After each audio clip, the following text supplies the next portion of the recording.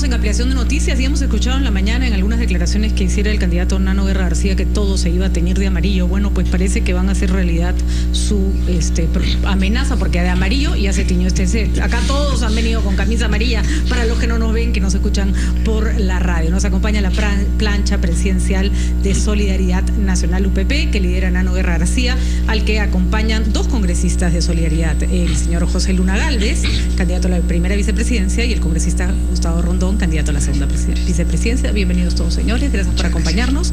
Y nada, felicitaciones por la inscripción. ¿Ya se inscribieron?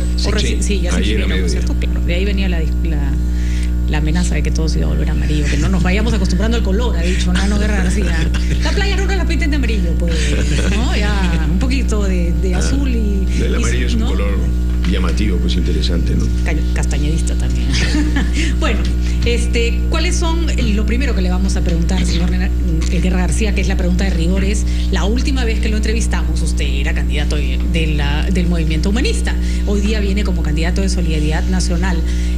¿No es una manera un poco complicada de empezar, habiéndose presentado como candidato de una agrupación y al poco tiempo como candidato de otra agrupación? ¿Cómo convencemos a ese elector que está en su casa de que su propuesta es seria y que no salta a usted de una agrupación a otra?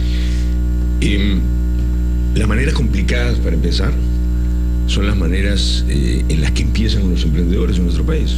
Empezamos de manera complicadísima, sin capital, te persigue la policía, la SUNAT, los trámites. Y yo lo que he visto siempre de la gente que emprende en nuestro país es que se levantan a pesar de los obstáculos. Yo estuve cercano, vimos la posibilidad de tener una precandidatura, porque no fui candidato finalmente, con la gente de Ayuda Hicimos, pero ellos nos dijeron, chao, no queremos, hasta acá, nos vamos, respeto su decisión. Y como buenos emprendedores que somos, volvimos sobre nuestros pasos. Uno a veces regresa sobre su paso y dice, ¿por qué no puedo conversar con las personas con las que había conversado antes? No, discúlpenme, porque está llegando nuestro compañero Jorge Bayón al Jurado Nacional de Elecciones, a donde estoy. Me parece que unos 7 u 8 más o menos su participación el día de hoy. Bueno, señor Guerra García, lo interrumpimos por esta noticia. Usted decía que las... Ahí déjeme hacerle una... Aprovecho la interrupción para hacerle una repregunta. Usted decía que los obstáculos son parte del emprendedurismo y que usted tenía su plan de ir con Ayuda Hicimos y le dijeron que no. Sin embargo, lo tuvimos a Ayuda Hicimos acá hace unos días y dijo que usted se había ido por cuenta propia, que se había puesto una meta, que no la había alcanzado y que había decidido retirarse. ¿Y a quién le creemos ahora? Al que uno desee, ¿no es cierto?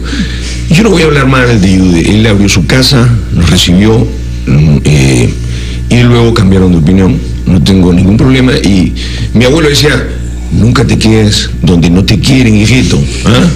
Y nosotros desde el mes de agosto estuvimos conversando con UPP, partido fundado por don Javier Pérez de Cuellar. Es un partido que fundó mi padre, con Gustavo Mome, con Alfonso Grados, con Daniel Estrada, con Henry Piz, con extraordinarios líderes, y desarrollamos una buena amistad con José Vega, y José me llamó inmediatamente, creo que con reflejos rápidos de político, que además aprecia cosas que de repente otros no aprecian, y me dijo, vamos a conversar con José Luna y con la gente de Solidaridad. Conversé y creo que empatamos muy rápidamente, sobre todo porque José me dijo, Nano, nosotros, y esto no es una infidencia, pero nosotros habíamos estado conversando con Hernando de Soto, teníamos una idea de buscar a alguien que represente este capitalismo popular, este nuevo empresariado que Pepe lo representa en su esfuerzo, y nos encantaría estar contigo, y acá estamos, estoy donde me aprecian y estoy donde vamos a subir con esta ola amarilla a la que te he referido. Los temas que ha destacado usted son dos: creación de empleo, lo cual va en la línea de su promoción de los emprendedores, pero también ha hablado de la lucha contra la corrupción, y es uno de los pocos que subordina el tema de la delincuencia a la corrupción, puesto que usted sostiene que hay mucha delincuencia y se sigue generalizando porque hay mucha corrupción por parte de las autoridades del Estado. Pero usted sabrá que hay algunos cuestionamientos a su candidato presidencial. Algunos, por ejemplo, hacen notar de que no ha hecho figurar en la hoja de vida que ha presentado en el Jurado Nacional de Elecciones que tiene algunos procesos en curso de investigación sobre temas de corrupción, precisamente. ¿cuánto cree usted que puede gravitar para que temas de este tipo puedan ser dirimidos de la manera más radical posible? Nosotros vamos a ser absolutamente radicales en la lucha contra la corrupción. Yo no soy una persona que debe nada a nadie, no he tenido un cargo público. Pude haberme quedado tranquilo haciendo mis conferencias, comentándole a la gente sobre cómo avanzar por su propia cuenta. Y he tomado esta decisión de hacer política porque creo que hay que renovarla, y hay que renovarla radicalmente. Uno de los dos ejes, como bien ha dicho nuestros del programa, es la lucha frontal contra la corrupción. Y en ese tema no tengo rabo de paja. Yo no tengo dependencias de nadie, a mí no me han financiado intereses, no he gobernado con otros, y por eso vamos a ser radicales. Cuando digo que la seguridad está causada por la corrupción, es lo que no quieren decir nuestros políticos que ahora encabezan por ahorita las elecciones, las intenciones de voto. Es la corrupción la madre de todos nuestros vicios, y es la corrupción la que tenemos que atacar frontalmente. Es un engranaje, es el inicio del engranaje, ¿no? El fiscal, el juez, el policía, el funcionario, y de ahí viene la inseguridad. Bueno, ahora, pero sí fue usted funcionario público, ¿no? En los 90, en la mitad de los 90, usted trabajó en un funcionario de confianza, en el peruano, luego también en la propia SUNAT. Estamos hablando de la mitad de los 90, cuando, digamos, ya estaba pues Montesinos en su mayor apogeo, y la SUNAT era la SUNAT de Montesinos, ¿no es cierto? ¿Cuál es su evaluación de la corrupción de esa época? En esa época, no sé si usted renunció denunciándola.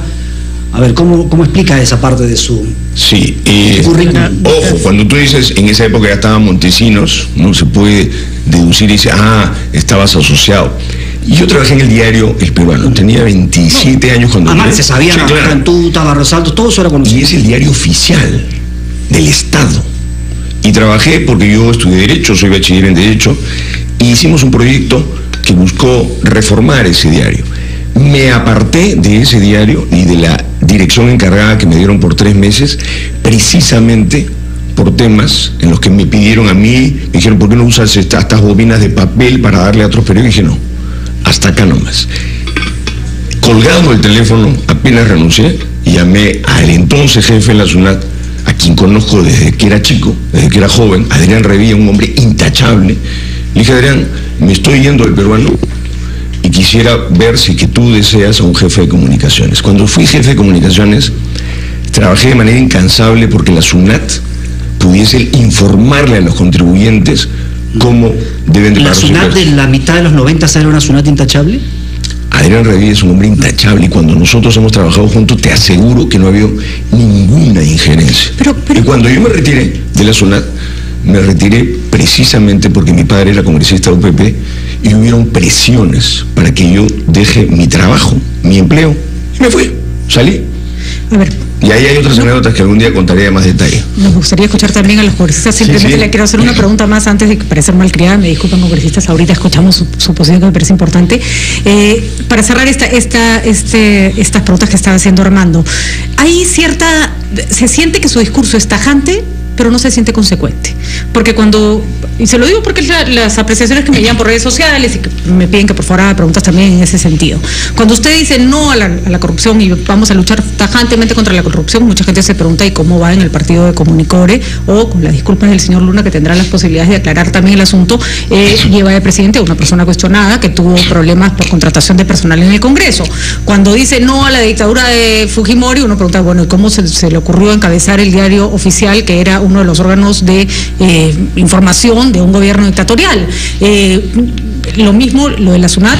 La SUNAT fue un ente perseguidor y utilizado como instrumento, y eso se sabe el día de hoy, de destruir a empresarios o a personas a las que Montesinos no las quería. Entonces, vamos, hay como mucha moral en el discurso y poca consecuencia en la acción. Bueno, esa es tu deducción, ¿no? Y lo que dicen, claro, lo que dicen el mundo del Facebook. Lo que dice el mundo del Facebook lo dice. Yo estoy completamente de acuerdo con que alguien podría tener ciudadanos peruanos que tienen derecho a voto, ¿no? Yo estoy de acuerdo con que hay gente que podría tener dudas. Yo he dado mi explicación. Yo trabajé en el diario oficial del Estado, no del gobierno. Y en segundo Pero lugar, nunca fue los del Estado, temas, siempre fue del gobierno. Las portadas son... Pero doctor yo te voy a Guerra, decir, no es la NHK ni la personas BBC. que escribieron ¿no? ahí. Javier Descanseco escribió en el diario El Peruano.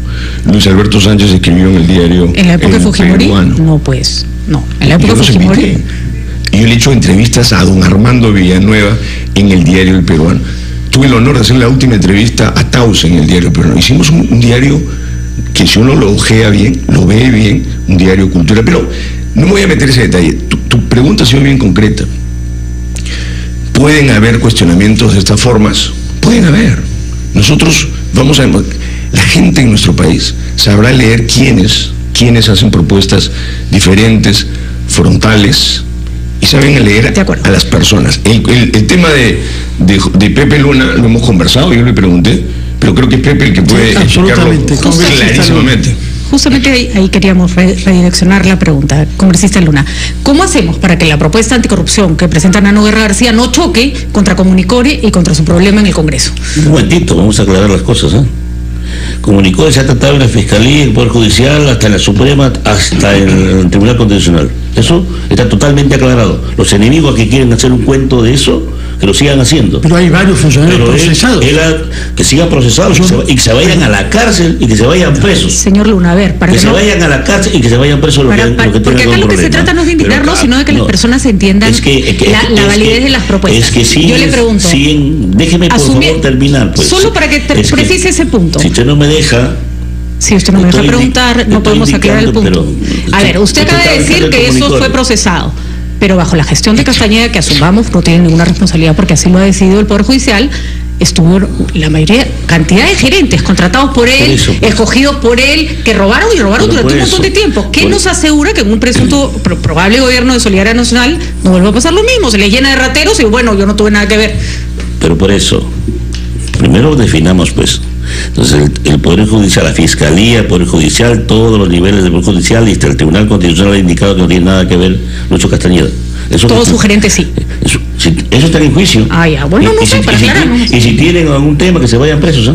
O sea que en eso, clarísimo de mi parte, por eso yo apoyo a Lucho Castañeda y apoyo a Solidaridad Nacional. En el momento que yo esté...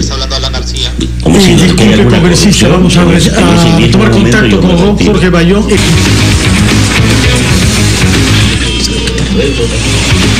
8:55. El congresista Luna Alves nos está explicando por qué no hay ninguna incompatibilidad entre la propuesta anticorrupción y la propuesta de Solidaridad Nacional, a pesar de las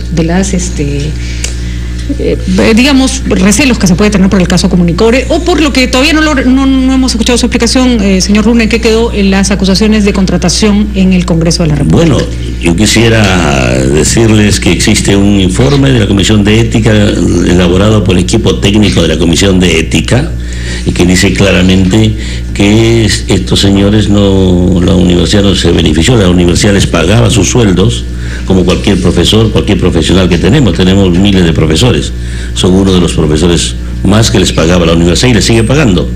Y además tenían por 90 días un contrato para hacer unos trabajos específicos en el Congreso, como lo tienen la mayoría, es la mayoría. Lo que pasa es que se dio esa denuncia para efecto de sacarme de carrera porque estaba yo promoviéndome en mi partido para presidir el Congreso.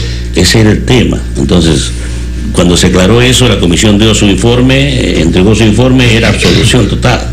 Pero por cuestión política se reunieron ahí y por política me pusieron un mes. Pero eso fue solamente por cuestión de política. Ahora, esta campaña tiene una particularidad, tiene dos empresarios metidos a la política, ¿no? El señor Acuña, que es candidato, y el señor Luna, que es candidato a vicepresidencia, ambos representantes de dos grupos universitarios muy potentes, ¿no? Muy poderosos. ¿Ustedes, su universidad, son los capitalistas de este emprendimiento de Nano Guerra García? No. Solidaridad Nacional ya ha demostrado que es un conjunto de pequeños y microempresarios, ¿eh?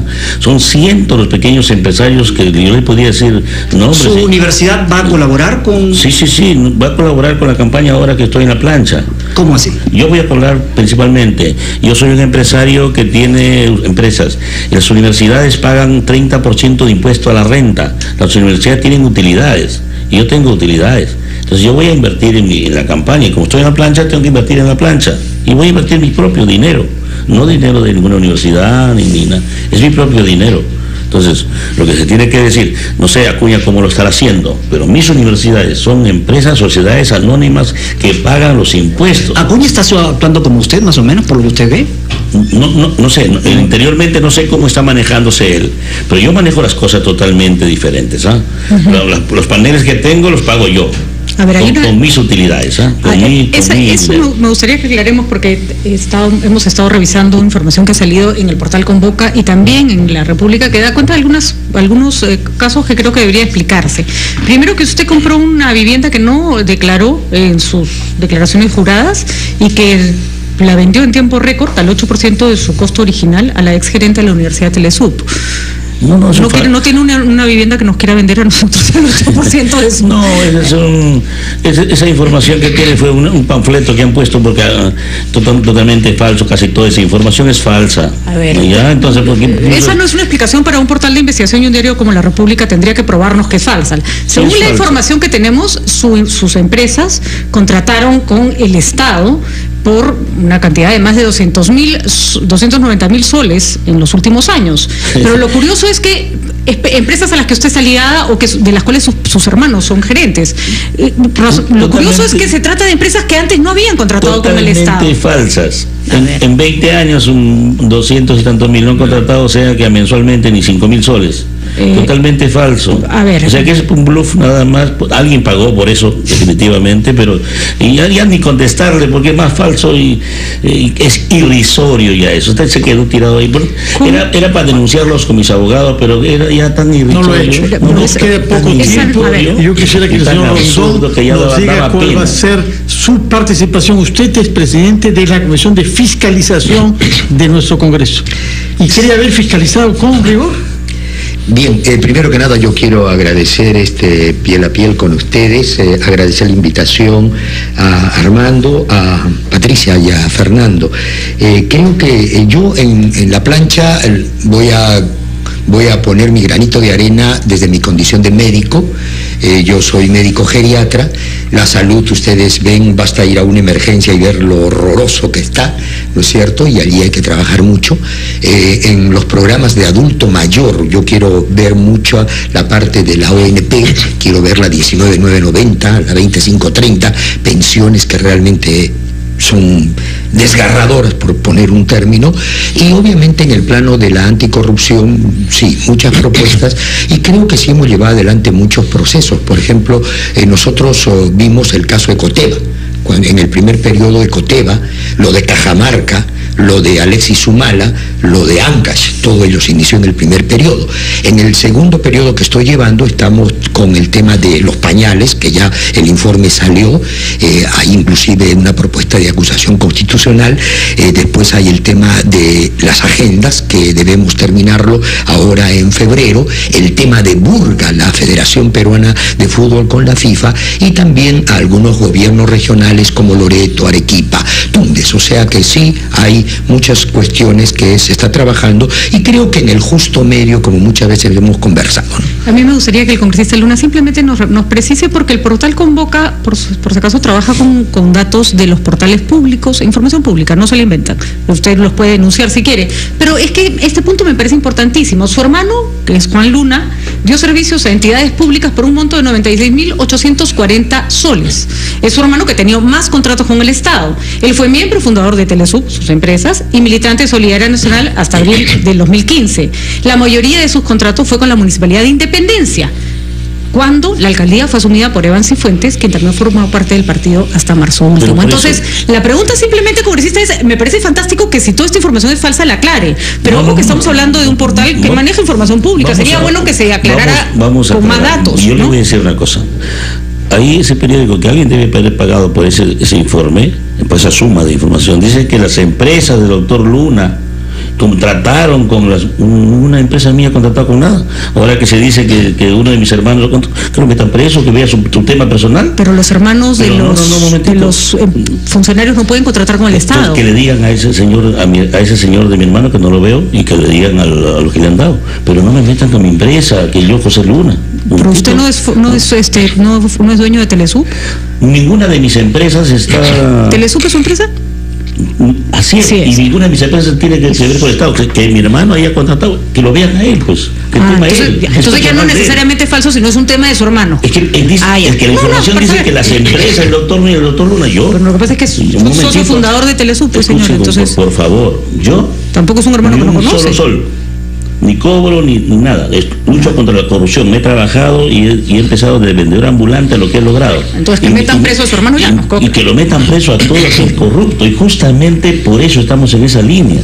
Muy bien, son las 9:02. Tenemos que poner acá punto final a esto y reiteramos que los dos puntos principales que ha propuesto el candidato presidencial Nano Guerra García es lucha contra la corrupción y creación de empleo. Y esperamos que defina claras políticas públicas que garanticen eso y que disipen las dudas que hay en el ambiente. Cuando gusten conversamos esos temas y no nos vamos con el detalle. Lo que yo sí quiero decirte es lo siguiente. 30 segundos. Admiro, respeto a la gente que ha avanzado por su cuenta, que ha creado sus fortunas, que contrate o no contrate con el Estado.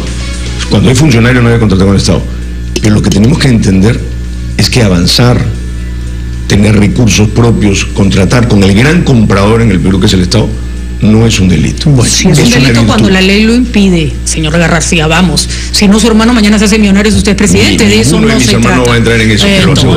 Entonces aclaremos, no es delito cuando la ley no lo impide, perfecto. Y respetemos todos, a la gente, ¿no?, que avanzó por su cuenta. Limpiamente. Muchas gracias por su presencia acá y buena campaña con definiciones claras. Muchas gracias. 9:04, hacemos una pausa y retomamos ampliación de noticias.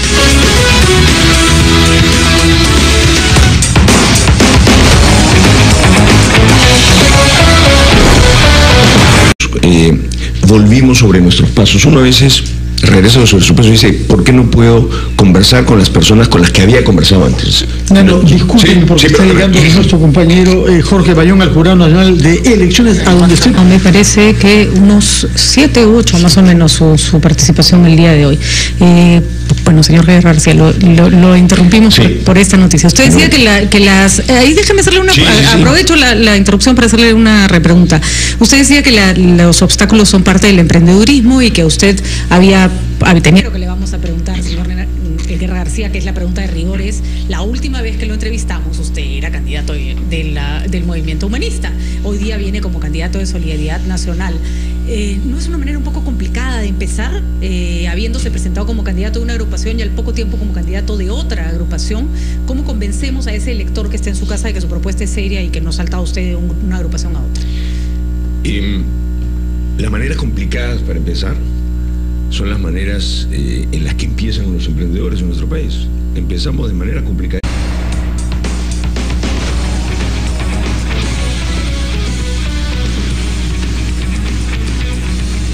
Y 32 minutos de la mañana, seguimos en ampliación de noticias y hemos escuchado en la mañana en algunas declaraciones que hiciera el candidato Nano Guerra García que todo se iba a teñir de amarillo. Bueno, pues parece que van a hacer realidad su amenaza, porque de amarillo ya se tiñó este set. Acá todos han venido con camisa amarilla, para los que no nos ven, que nos escuchan por la radio. Nos acompaña la plancha presidencial de Solidaridad Nacional UPP, que lidera Nano Guerra García, al que acompañan dos congresistas de Solidaridad, el señor José Luna Gálvez, candidato a la primera vicepresidencia, y el congresista Gustavo Rondón, candidato a la segunda vicepresidencia. Bienvenidos todos, señores, gracias por acompañarnos y nada, felicitaciones por la inscripción. ¿Ya se inscribieron? Sí, ya se inscribieron, ¿cierto? Claro, de ahí venía la amenaza de que todo se iba a volver amarillo, que no nos vayamos acostumbrando al color, ha dicho Nano Guerra García. La playa nunca la pinten de amarillo, pues, ¿no? Ya un poquito de azul y... El amarillo es un color llamativo, pues interesante, ¿no? Castañedista también. Bueno, ¿cuáles son lo primero? Sin capital, te persigue la policía, la SUNAT, los trámites. Y yo lo que he visto siempre de la gente que emprende en nuestro país es que se levantan a pesar de los obstáculos. Yo estuve cercano, vimos la posibilidad de tener una precandidatura, porque no fui candidato finalmente, con la gente de Ayuda Hicimos, pero ellos nos dijeron, chao, no queremos, hasta acá, nos vamos, respeto su decisión, y como buenos emprendedores que somos,